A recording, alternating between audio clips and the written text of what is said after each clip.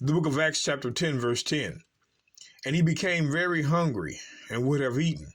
But while they made ready, he fell into a trance. Now, Peter falls into a trance and saw heaven opened, and a certain vessel descending unto him, as it had been a great sheet knit at the four corners and let down to the earth. Now, notice, it says a great sheet knit at the four corners. Why? Why does it say four corners? Because it says knit at the four corners and let down to the earth.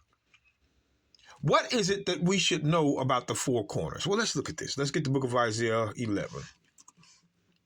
Isaiah 11 and verse 11.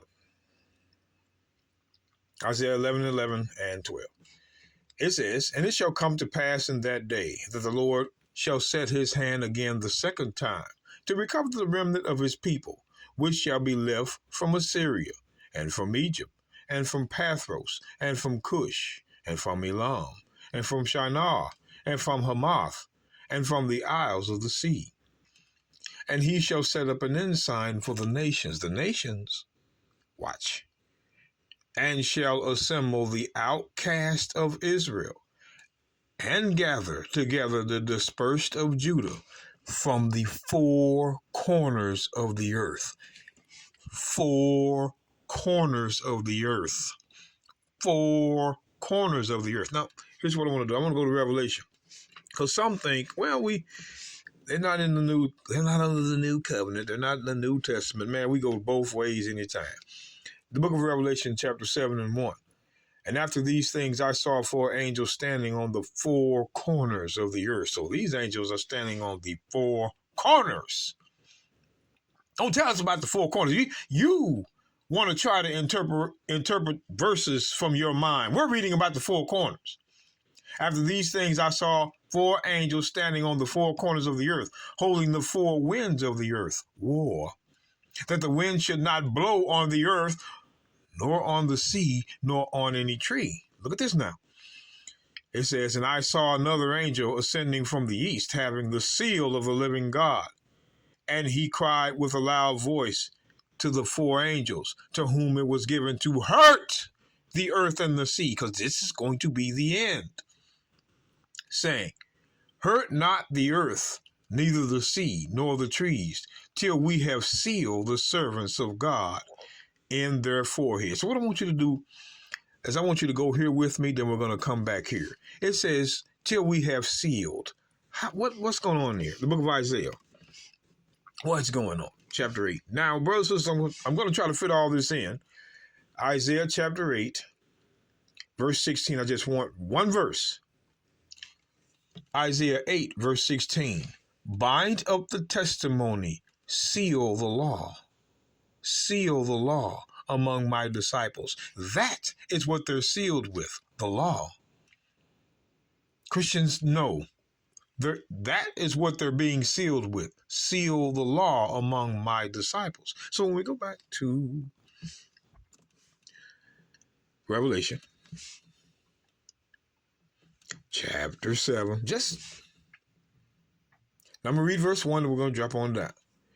After these things, I saw four angels standing on the four corners of the earth, holding the four winds of the earth, that the wind should not blow on the earth, nor on the sea, nor on any tree.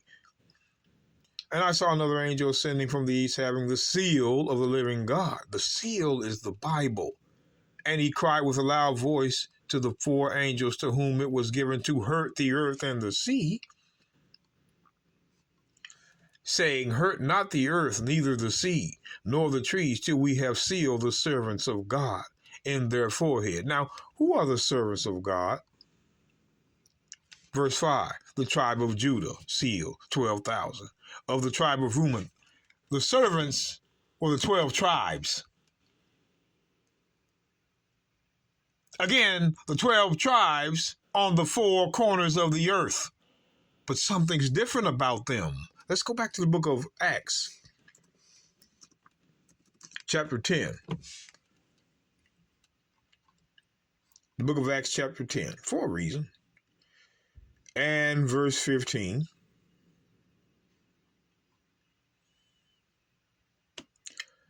And the voice spake unto him again the second time, what God has cleansed, call not thou common. Now, I want y'all to see this. I want to go back up to verse 11. It says, and I saw heaven opened, and a certain vessel descending unto him, as it had been a great sheet knit to the four corners, and let down to the earth, four corners, wherein were all manner of four-footed beasts. Look at this, of the earth, and wild beasts, and creeping things, and fowls of the air, unclean. All of these are unclean. Everything that he named was unclean. Let's look at this. Verse 13, and there came a voice to him, rise, Peter, kill and eat. But, watch this, Peter understood, because he understood the vision of the beast God showed him. But Peter said, not so, Lord, for I have never eaten anything that is common or unclean. Peter said, I have never eaten anything common or unclean. The Christians can't prove none of the disciples ate anything unclean. They can't prove that. Yet people still swallow the pork. Isn't that a shame? Well, let's jump on down. It says, and the voice spake unto him again the second time, what God has cleansed, that call not thou common. What God has cleansed. Now, I want you to look at this. What he has cleansed. Now, the four corners of the earth, that's what Israelites were. Scattered Israelites, outcasts now. He compares them to four-footed beasts, unclean now. Now he says, rise, Peter, kill and eat. But Peter said, not so, Lord, for I have never eaten anything that is common or unclean. But watch this. And the voice spake unto him again the second time, what God has cleansed, that call not thou common. Now, if God has cleansed something, how would he do it? Psalms 119. Psalms 119, verse 9.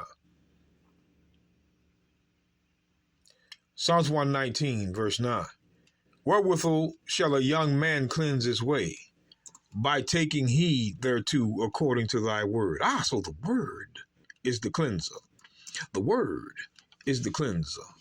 The word is the cleanser. See, Christians, John 15 and 3. Now ye are clean through the word, the same word that was in the Old Testament. See, the word in the Old Testament cleansed you. The word in the Old Testament cleansed you. Christ says, now you are clean through the same word we read in Psalms 119, verse 9.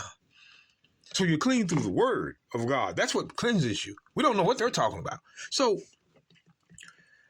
the question is, brothers and sisters, if somebody was on the four corners of the earth, as we read was Israel, why is he calling them unclean?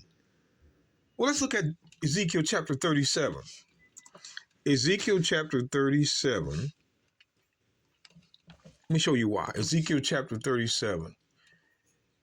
And I want to read verse 22 and 23. Let me hurry up and get there.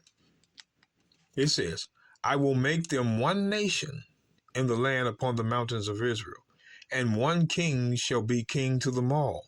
And they shall be no more two nations, neither shall they be divided into two kingdoms any more at all. Neither shall they defile themselves any more with their idols, nor with their detestable things, nor with any of their transgressions. But I will save them out of their dwelling places, wherein they have sinned, and will cleanse them. If God has to cleanse Israel at this time, it means they were unclean in the places where they were scattered, like the four corners of the earth. You Christians, you think you're going to bound the Old Testament up, but we're going to loose it.